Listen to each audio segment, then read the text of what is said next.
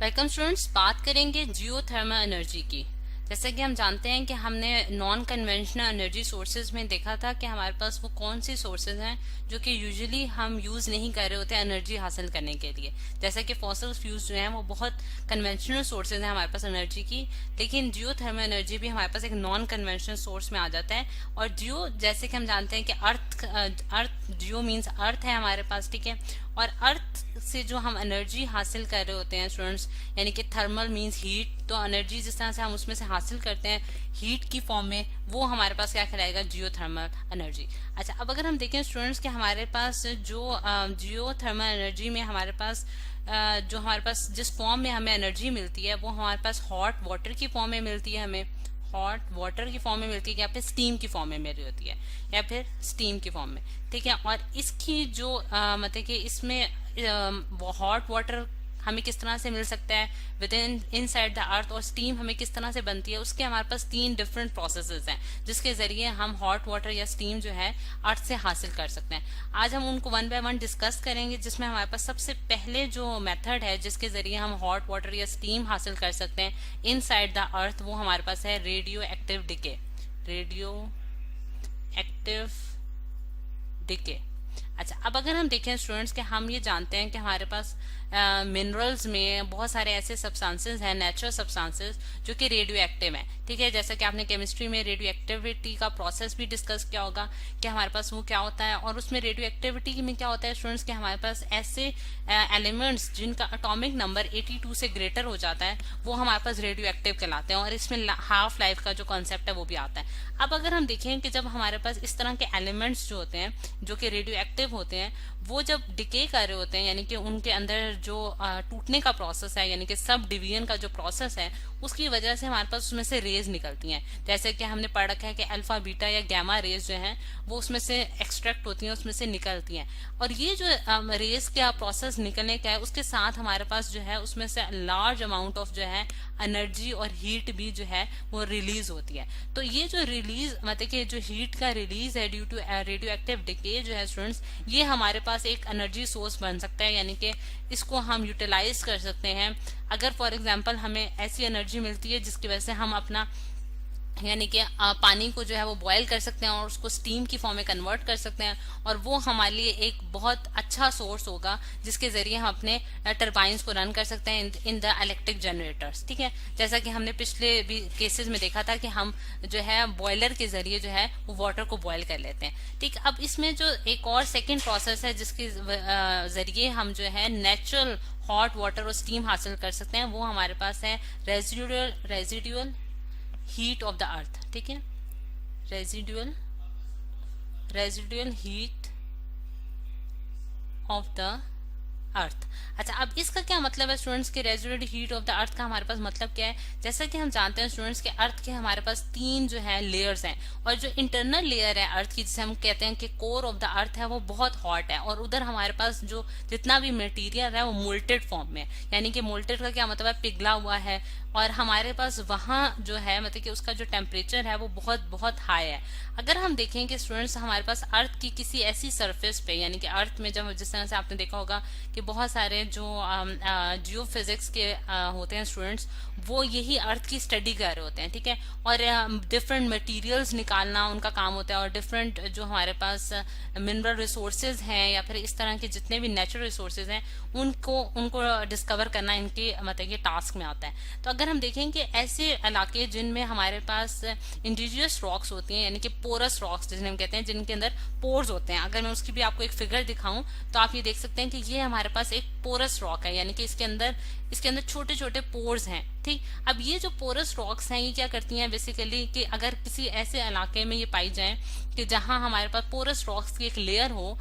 तो वहां हमारे पास क्या होता है स्टूडेंट्स कि वो कंडक्ट कर देती है हीट को, यानी कि जो इंटरनल हीट है अर्थ की वो इनके जरिए कंडक्ट होके, यानी कि इसके जरिए इस पाथ से बाहर निकल आती है, यानी कि अर्थ से बाहर निकलती है, और वो किस फॉर्म में निकलती है, स्टीम की फॉर्म में निकल रही होती है, यानी कि वो इन रॉक्स को भी गर्म कर देती है, बहुत ज्यादा हीटअप कर देती है, तो उसकी वजह से हम जो है उसमें से स्टीम निकाल सकते हैं। और ये जो स्टीम है ये अगेन हमारे पास जो जैसा जनरेटर्स में हमने देखा था कि टरबाइंस इसके जो हमारे पास व्हील्स हैं या फिर उनके जो जिस तरह से हम कहते हैं कि उसके जो आप इसे क्या कह सकते हैं,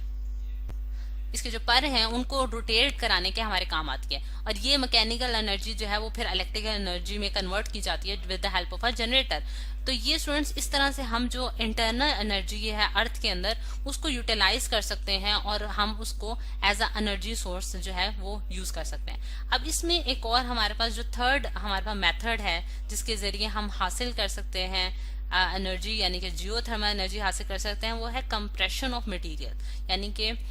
चीजों का मटेरियल्स का दब जाना, ठीक है, और उनकी वजह से जो हीट का प्रोड्यूस होना है, कंप्रेशन यानी कि किसी चीज का प्रेशर में आके दब जाना जो है वो कंप्रेशन कहलाता है स्टूडेंट्स, यानी कि उसके ऊपर बहुत हैवी प्रेशर हो तो हमारे पास वहां भी हीट प्रोड्यूस होती है। अब अगर हम देखें कंप्रेशन ऑफ मटेरियल्स में भी हम ये देखते हैं कि डीप इनसाइड द अर्थ जो है वो हमारे पास बहुत ज्यादा प्रेशर है, यानी कि यहाँ हम अगर देखें तो प्रेशर का लेवल बहुत हाई होगा क्योंकि उसके ऊपर बहुत सारे मटेरियल्स हैं, बहुत दबाव है उसके ऊपर बेसिकली, ठीक है। अगर हम यहाँ देखें तो हमारे पास जो है रॉक्स जो होती हैं यानी कि इनसाइड द अर्थ यानी कि जमीन के अंदर जो रॉक्स हैं वो बहुत गर्म हो जाती हैं प्रेशर की वजह से, और फिर एक पानी की लेयर जो कि जमीन के अंदर पाई जाती है, एक प्रॉपर जो एक पानी की सतह है जमीन के अंदर, वो भी उधर जो पानी है वो भी बहुत गर्म हो जाता है और उसका जो टेम्परेचर है वो बहुत हाई, यानी कि जिस तरह से अगर मैं नॉर्मली अगर आपको बताऊं तो वो 200 डिग्री सेल्सियस तक भी पहुंच जाता है, ठीक है। उन रॉक्स का जो टेम्परेचर है वो 200 डिग्री सेल्सियस तक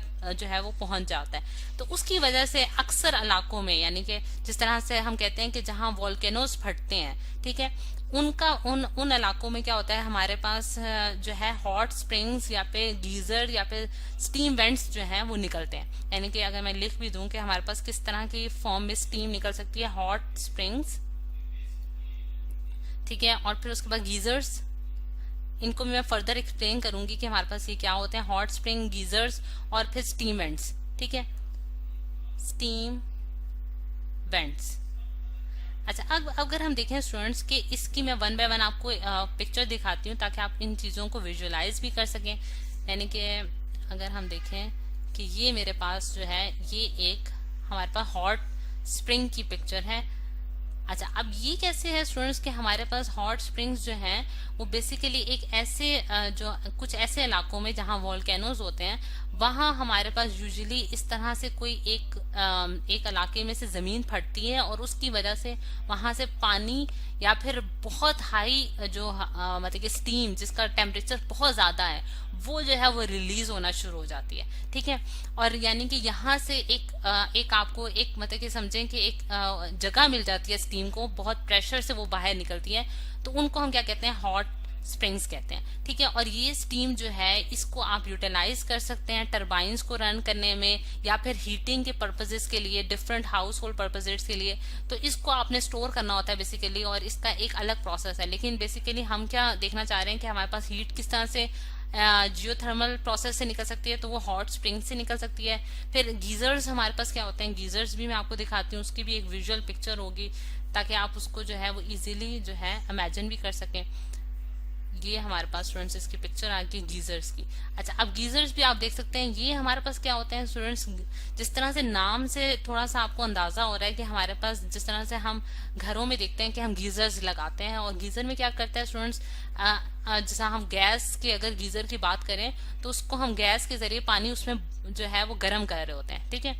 तो अब यहाँ भी इसको भी हम इसी तरह गीजर कहते हैं कि with in the earth surface जो है वो हमारे पास जो पानी मौजूद है वो उनको गर्म किया जा रहा है इंटरनल एनर्जी ऑफ द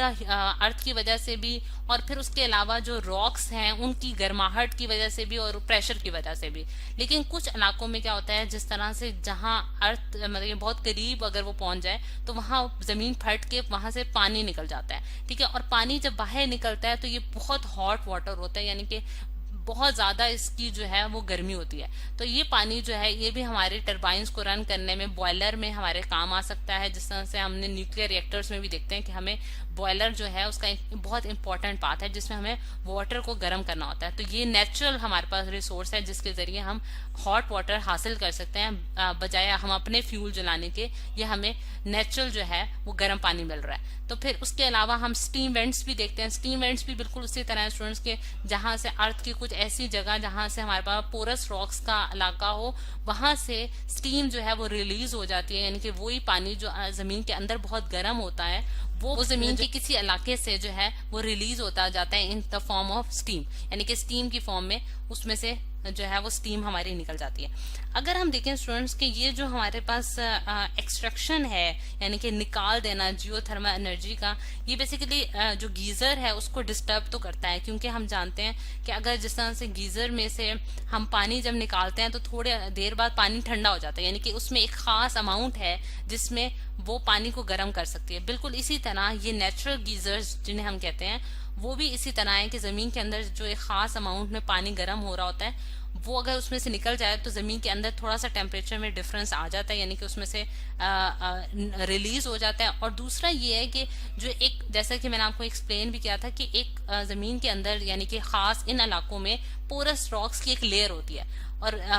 उन पोरस रॉक्स की जो लेयर है वो भी डिस्टर्ब हो जाती है, क्योंकि जब फट जाता है तो वो सारी लेयर जो है वो हिल जाती है अपनी जगह से, ठीक है। और इसको जो है हम एक नाम देते हैं जिसका नाम है एक्यूफायर, एक्यूफर, ठीक है। एक्यूफर जो है ये हमारे पास स्टूडेंट्स एक लेयर है रॉक्स की जो कि बेसिकली पानी को जो है, यानी कि इसके एक्यूफर लेयर जो है इसके नीचे पानी जो होता है वो एक खास प्रेशर में गर्म हो रहा होता है, ठीक है। लेकिन जब हमारे पास गीजर्स फट जाते हैं तो वो उसकी वजह से क्या होता है कि ये लेयर जो है ये डिस्टर्ब हो जाती है, ठीक है। लेकिन अगर हम देखें स्टूडेंट्स कि ये हमारे पास बहुत बहुत अच्छे नेचुरल रिसोर्सेज हैं जिनकी जरिए जो है वो हम एनर्जी हासिल कर सकते हैं और इलेक्ट्रिसिटी जो है उसको प्रोड्यूस कर सकते हैं, और दूसरे जो हीटिंग पर्पसेज हैं, यानी कि जिस तरह से और डिफरेंट हमारे पास जहां हमें इनकी जरूरत होती है स्टीम की या हॉट वाटर की, उसके तौर पे भी हम जियोथर्मल एनर्जी को यूटिलाइज कर सकते हैं।